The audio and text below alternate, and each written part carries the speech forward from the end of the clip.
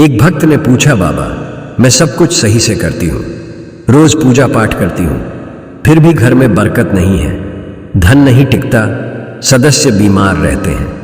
तो आज इन्हीं सवाल का जवाब मिलेगा भक्तों। घर के मंदिर में जलने वाले दीपक, घंटी रोज धोने वालों गौर से सुन लो, वरना पूरा घर हो जाएगा बर्बाद। आप सभी का दिल से आत्मा की गहराइयों से स्वागत है।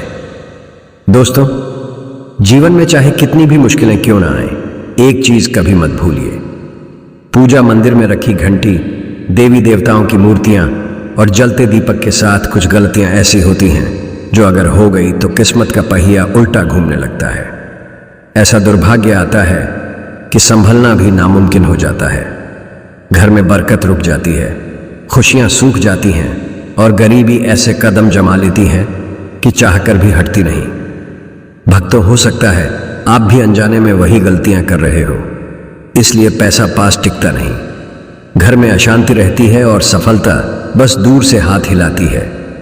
हम बिना समझे जाने अनजाने कुछ ऐसा कर बैठते हैं जो हमारे भाग्य का दरवाजा बंद कर देता है, और जब सब हाथ से निकल जाता है तब हमारे पास रह जाता है सिर्फ पछतावा और ताने। लेकिन घबराइए मत, आज इस वीडियो में हम आपको पूजा मंदिर से जुड़ी वे रहस्यपूर्ण बातें बताएंगे जिन्हें सुनकर आपका दिल खुद कहेगा, गुरुजी आपने तो मेरी सोई किस्मत जगा दी। तो दोस्तों, इस वीडियो को अंत तक देखना, क्योंकि यह सिर्फ जानकारी नहीं, यह आपकी जिंदगी बदलने की कुंजी है। पूज्य गुरुजी ने कहा है, बहुत से लोग पवित्र वस्तुओं को धर्म का प्रतीक मानकर मंदिर में रख लेते हैं, लेकिन वहीं सबसे बड़ी गलती कर बैठते हैं। आज हम आपको विस्तार से बताएंगे पूजा मंदिर में कौन सी चीजें रखनी शुभ है और कौन सी अशुभ, दीपक कितने बजे जलाना चाहिए और जलाते समय कौन सा मंत्र बोलना चाहिए, घंटी कब बजानी है, सुबह या शाम और कितनी बार, शंख कब और कैसे बजाना चाहिए और बजाते समय किस मंत्र का जाप करना चाहिए, दीपक रोज धोना चाहिए या नहीं, मंदिर में कितनी मूर्तियां रखनी चाहिए और क्यों। यह 7-8 बातें छोटी लग सकती हैं, लेकिन इनका असर आपकी किस्मत पर सीधा पड़ता है। भक्तों, इस तरह की जानकारी आपको कहीं और नहीं मिलेगी, चाहे आप लाखों करोड़ों खर्च कर दें। हम अपने मन से कोई कहानी नहीं गढ़ते, यह सब ज्ञान है ज्योतिष शास्त्र, धर्मशास्त्र और आर्षि मुनियों की वाणी से लिया हुआ, जिसे हम आपके लिए आसान भाषा में लेकर आते हैं। और हाँ, एक भक्त ने हमसे पूछा था, गुरुजी मैं रोज पूजा करता हूं लेकिन फल क्यों नहीं मिलता, उल्टा नुकसान ही हो जाता है। इस वीडियो में मैं आपको इस रहस्य का भी जवाब दूंगा। दोस्तों देखिए, हमारा काम है आपको सच्ची और सही सलाह देना। हम आपको जब भी कुछ बताते हैं वह आपके भले के लिए होता है। अब इसे मानना या ना मानना यह पूरी तरह आपकी मर्जी है, लेकिन भक्तों, एक बात दिल पर हाथ रखकर कहेंगे, अगर मान लोगे तो आपका बेड़ा पार हो जाएगा। इस वीडियो को अंत तक देखने के बाद आपको किसी भी तरह की परेशानी का सामना नहीं करना पड़ेगा। आगे आपकी समझ, आप खुद ही इतने बुद्धिमान हो कि सही गलत का फर्क जान सकते हो। तो चलिए भक्तों, बिना समय गवाए शुरू करते हैं आज का यह बेहद खास और जीवन बदलने वाला वीडियो। पूज्य गुरुजी कहते हैं, पूजा हमारे जीवन का अभिन्न हिस्सा है। हर कोई किसी न किसी देवी देवता की आराधना करता है। कोई माँ दुर्गा के चरणों में शीश झुकाता है तो कोई भगवान विष्णु के नाम का स्मरण करता है, और हाँ, उनकी पूजा का फल भी मिलता है। लेकिन क्या आप जानते हैं, छोटी छोटी अनजानी गलतियां ही उस फल को रोक देती हैं। ये गलतियां इतनी मामूली लगती हैं कि हम इन्हें नजरअंदाज कर देते हैं, लेकिन शास्त्रों में साफ लिखा है, पूजा में पूर्ण फल पाना है तो इन बातों का ध्यान रखना जरूरी है। आज हम बात करेंगे घर के मंदिर में दीपक और घंटी के सही उपयोग के बारे में। क्या दीपक को रोज धोना चाहिए या हफ्ते में 1-2 बार? धातु का दिया हो तो कब और कैसे साफ करना चाहिए? मिट्टी के दीपक का सही समय और सही अवसर कौन से हैं? मंदिर में किस प्रकार की घंटी का उपयोग सबसे शुभ माना जाता है? घंटी कब बजानी है, कितनी बार बजानी है, और क्या शाम की पूजा में घंटी बजाना उचित है? इन सभी सवालों के जवाब आपको आज के इस वीडियो में मिलेंगे। भक्तों, एक बात याद रखिए, अधूरी जानकारी कभी कभी नुकसानदेह साबित होती है, इसलिए इस वीडियो को अंत तक देखना जरूरी है। कुछ लोग होते हैं जो वीडियो को इधर उधर से काट कर देखते हैं, बीच से स्किप करते हैं और फिर कहते हैं कि जीवन में सफलता क्यों नहीं मिल रही। अरे जब ज्ञान ही आधा अधूरा ले रहे हो तो फल पूरा कैसे मिलेगा। और सच कहूं तो कई लोग तो नाच गाने और अर्धनग्नता वाले वीडियो पूरे देख लेते हैं, लाइक भी करते हैं, सब्सक्राइब भी करते हैं, लेकिन जब हम आपके भले के लिए ज्ञान की बात करते हैं तो आधा छोड़कर चले जाते हैं। फिर शिकायत करते हैं कि जीवन में अंधकार क्यों है। भक्तों, यह ज्ञान आपको कहीं और नहीं मिलेगा, न किताबों में इतनी साफ भाषा में, न किसी पंडित से मुफ्त में। तो इसे छोड़ना अपने जीवन की बरकत छोड़ने के बराबर है। अब फैसला आपका है, देखो या अनदेखा करो, लेकिन जो देखेंगे और समझेंगे उनका कल जरूर उज्जवल होगा। तो चलिए भक्तों, बिना और सफाई दिए शुरू करते हैं आज का यह पवित्र और जीवन परिवर्तनकारी सफर। भक्तों, सबसे पहले बात करते हैं मिट्टी के दिए की। यह साधारण सा दिखने वाला दिया वास्तव में शुभता और पवित्रता का प्रतीक है। दिवाली हो, कोई धार्मिक पर्व हो या फिर कोई बड़ा अनुष्ठान, मिट्टी का दिया जलाने का अपना ही महत्व है। घर के मंदिर में या दरवाजे के पास जब इसे जलाया जाता है तो ऐसा लगता है मानो लक्ष्मी माता खुद आपके आंगन में प्रवेश कर रही हो। लेकिन भक्तों, ध्यान दीजिए, जब यह दिया मंदिर में रखा जाता है तो इसके नियम बदल जाते हैं। मिट्टी का दिया एक बार जलाने के बाद दोबारा मंदिर में नहीं रखना चाहिए। हर बार नया मिट्टी का दिया ही उपयोग करना शुभ माना गया है। ऐसा करने से वास्तु दोष दूर रहता है और घर में बरकत बनी रहती है। अब आगे इस वीडियो में हम जानेंगे मंदिर की घंटी से जुड़े हुए रहस्य, जो शायद आपको पहले कभी नहीं बताए गए। तो भक्तों, वीडियो को अंत तक जरूर देखिएगा। और हाँ, एक छोटी सी विनती, अगर अभी तक आपने J24 हिंदी वॉइस को सब्सक्राइब नहीं किया है तो कर लीजिए और वीडियो को एक प्यारा सा लाइक जरूर दीजिए। साथ ही अपनी राशि या शुभ नाम कमेंट में जरूर लिखें, क्योंकि हम समय समय पर राशि से जुड़े भाग्य और परेशानियों को दूर करने के अचूक उपाय बताते हैं। अब आते हैं धातु के दों पर। आपने देखा होगा कि लोग पीतल या तांबे के दिए इस्तेमाल करते हैं। ये न केवल सुंदर होते हैं बल्कि इनका धार्मिक महत्व भी अत्यंत गहरा है। लेकिन भक्तों, इन्हें सिर्फ जलाना काफी नहीं है, इनकी शुद्धि भी उतनी ही जरूरी है। इन्हें रोज धोकर, खासकर गंगा जल से साफ करना चाहिए। गंगा जल से धोने पर दिया पवित्र हो जाता है और घर में सकारात्मक ऊर्जा चारों ओर फैल जाती है। अगर आप हफ्ते में केवल 1-2 बार इन्हें साफ करते हैं तो ये पूरी तरह से शुद्ध नहीं हो पाते, इसलिए इसे अपनी रोजाना की आदत बना लें। और अब आते हैं घर के मंदिर की घंटी पर। पीतल की घंटी की ध्वनि ऐसी होती है जो वातावरण की नकारात्मक ऊर्जा को तुरंत दूर कर देती है और सकारात्मकता का प्रवाह बढ़ा देती है। लेकिन भक्तों, इसे कभी भी दक्षिण दिशा में ना रखें, यह अशुभ माना जाता है।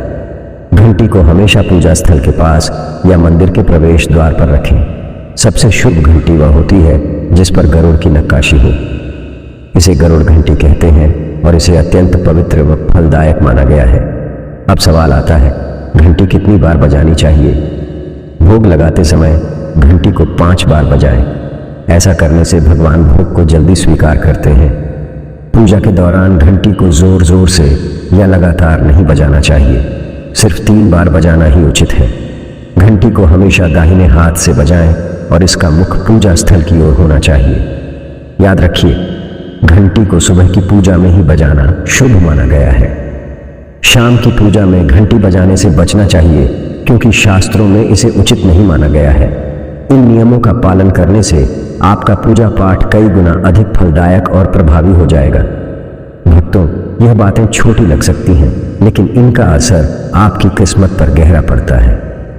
भक्तों, एक और बहुत ही महत्वपूर्ण बात जो अक्सर लोग नजरअंदाज कर देते हैं, जब भी आप किसी मंदिर जाएं, खासकर घर के बाहर वाले मंदिर में, तो मंदिर में प्रवेश करते समय ही घंटी बजाएं। मंदिर से बाहर निकलते समय घंटी बजाने की कोई आवश्यकता नहीं होती। जब आप घंटी बजाते हैं तो यह सिर्फ आवाज नहीं होती, यह भगवान को दिया गया संकेत होता है। प्रभु, मैं आपके द्वार पर आ चुका हूं, आपकी शरण में हूं। एक बार घंटी बजाने का मतलब है कि आपने भगवान के दरबार में प्रवेश कर लिया है। और पूजा आरंभ कर रहे हैं। 2 बार घंटी बजाने का अर्थ है कि आप अपनी प्रार्थना, अपने मन की बात सीधे भगवान के समक्ष रख रहे हैं। अब भक्तों, हम आपको कुछ ऐसी बातें बताने जा रहे हैं जिन्हें शायद आपको कोई न बताए, इसलिए इन बातों को ध्यान से सुनिए, क्योंकि यह आपके पूजा पाठ को और भी अधिक फलदायी बना सकती है। लेकिन उससे पहले अगर आपने अभी तक कमेंट बॉक्स में जय माता लक्ष्मी नहीं लिखा है तो जरूर लिख दीजिए। आपके यह शब्द हमें आशीर्वाद जैसे लगते हैं और जब आप वीडियो को लाइक करते हैं तो हमारा मनोबल बढ़ता है। यही उत्साह हमें आपके लिए और भी मूल्यवान और आध्यात्मिक जानकारी लाने की प्रेरणा देता है। अब आइए जानते हैं पूजा मंदिर के कुछ आवश्यक नियम। पूजा करते समय आपका मुख हमेशा पूर्व दिशा की ओर होना चाहिए। यह दिशा सबसे शुभ मानी जाती है क्योंकि यहां से सूरज की पहली किरण आती है जो सकारात्मक ऊर्जा से भरी होती है। पश्चिम की ओर मुख करके भी पूजा की जा सकती है, लेकिन पूर्व दिशा का लाभ कई गुना अधिक है। घर की सीढ़ियों के पास पूजा घर बनाना अशुभ माना गया है क्योंकि वहां नकारात्मक ऊर्जा का प्रवाह अधिक होता है। भगवान का आसन हमेशा आपके आसन से ऊंचा होना चाहिए, कम से कम 10 इंच ऊंचा। भगवान की प्रतिमा को सीधे जमीन पर रखना अशुभ माना जाता है। ऊंचा आसन पूजा स्थल में सकारात्मकता और ऊर्जावान माहौल बनाए रखता है। पूजा करते समय हमेशा चटाई या आसन पर बैठें। यह न केवल आरामदायक है बल्कि ध्यान और श्रद्धा को भी स्थिर रखता है। ध्यान दें कि आपका आसन भगवान के आसन से ऊंचा ना हो। इससे भगवान के प्रति आदर और विनम्रता बनी रहती है। भक्तों, अगली बात बेहद जरूरी है। पूजा घर में कभी भी सड़ेबासी या मुरझाए हुए फूल ना रखें। मुरझाए फूल पूजा में अशुभ माने जाते हैं क्योंकि वे नकारात्मक ऊर्जा को बढ़ाते हैं। हमेशा ताजे, सुगंधित और खिले हुए फूल ही भगवान को अर्पित करें। जब फूल मुरझा जाए या काले पड़ जाएं, तो उन्हें सम्मान पूर्वक मिट्टी में दबा दें। इससे नकारात्मक ऊर्जा दूर होती है और आपके घर में पवित्रता बनी रहती है। भक्तों, एक और महत्वपूर्ण नियम, जिस कमरे में आप सोते हैं उसमें घर का मंदिर नहीं बनाना चाहिए। यदि परिस्थिति के कारण आपको अपने सोने के कमरे में ही मंदिर रखना पड़े तो रात को मंदिर को ढक दें या उस पर पर्दा डाल दें। इससे रात के समय मंदिर से निकलने वाली ऊर्जा आपके विश्राम को प्रभावित नहीं करेगी। ऐसा करने से घर में शांति और आपकी पूजा में एकाग्रता बनी रहती है। अब एक और विशेष बात, भक्तों कभी भी काले कपड़े पहनकर पूजा न करें। सनातन परंपरा में माना जाता है कि काले वस्त्र मन में भारीपन और नकारात्मक भाव लाते हैं जो पूजा की ऊर्जा को कमजोर कर देते। संगीत, हमेशा शुभ और हल्के रंग के वस्त्र पहने ताकि मन में शांति, पवित्रता और सकारात्मकता बनी रहे। चलिए अब जानते हैं घर के पूजा मंदिर में किन चीजों को नहीं रखना चाहिए। भक्तों, किसी भी देवी देवता की एक ही तस्वीर या मूर्ति रखें। एक से अधिक तस्वीरें ऊर्जा का संतुलन बिगाड़ सकती हैं और पूजा का प्रभाव कम कर सकती हैं। एक ही रूप को स्थान दें ताकि भगवान की ऊर्जा पूरे मन से आपके जीवन में प्रवाहित हो। घर में शिवलिंग रखना अत्यंत पवित्र माना जाता है, लेकिन इसे सही दिशा में रखें। हमेशा उत्तर या पूर्व दिशा में रखें और स्वच्छ स्थान पर ही स्थापना करें। इसे शोरगुल या गंदे स्थान पर कभी न रखें। भगवान की टूटी हुई मूर्तियां या फटी तस्वीरें पूजा स्थान से तुरंत हटा दें। टूटी मूर्ति पवित्रता को कम करती है और सकारात्मक ऊर्जा के प्रवाह में बाधा डालती है। इसे शास्त्र सम्मत तरीके से त्याग दें। शंख भगवान की कृपा का प्रतीक है। गोमती चक्र से घर में समृद्धि आती है और जल से वातावरण शुद्ध होता है। जल को रोज बदलें और इन पवित्र वस्तुओं को हमेशा साफ रखें। रोज पूजा स्थल की सफाई करें। गंदगी से नकारात्मक ऊर्जा आती है और ध्यान भंग होता है। स्थान को सुंदर, सुव्यवस्थित और सुगंधित रखें ताकि मन सहज रूप से भगवान में लग सके। भक्तों, अब आइए जानें कि हमारे घर के पूजा मंदिर से जुड़े कुछ ऐसे नियम जिन्हें मानना बेहद जरूरी है। सबसे पहले, पूजा स्थान हमेशा घर के शांत और पवित्र कोने में होना चाहिए और अगर वह उत्तर पूर्व दिशा में हो तो सबसे उत्तम है। यह दिशा घर में सकारात्मक ऊर्जा का संचार करती है और आपकी पूजा को और प्रभावशाली बनाती है। ध्यान रहे, पूजा स्थल कभी बेडरूम या रसोई के पास ना हो। यह स्थान दैनिक कार्य और हलचल से भरे होते हैं, जहां नकारात्मक ऊर्जा भी पनप सकती है। मंदिर के आसपास का वातावरण हमेशा साफ सुथरा और सुव्यवस्थित रखें ताकि आपका मन पूजा में एकाग्र हो सके। भक्तों, अब बात करते हैं दीपक और उनसे जुड़े महत्वपूर्ण नियमों की। दीपक जलाना सिर्फ एक परंपरा नहीं, बल्कि यह भगवान के आशीर्वाद और कृपा का प्रकाश है जो आपके घर और जीवन में उजाला भर देता है। दीपक को हमेशा भगवान की मूर्ति के सामने रखें ताकि उसकी रोशनी सीधे भगवान तक पहुंचे और आपके पूजा स्थल को पवित्रता से भर दे।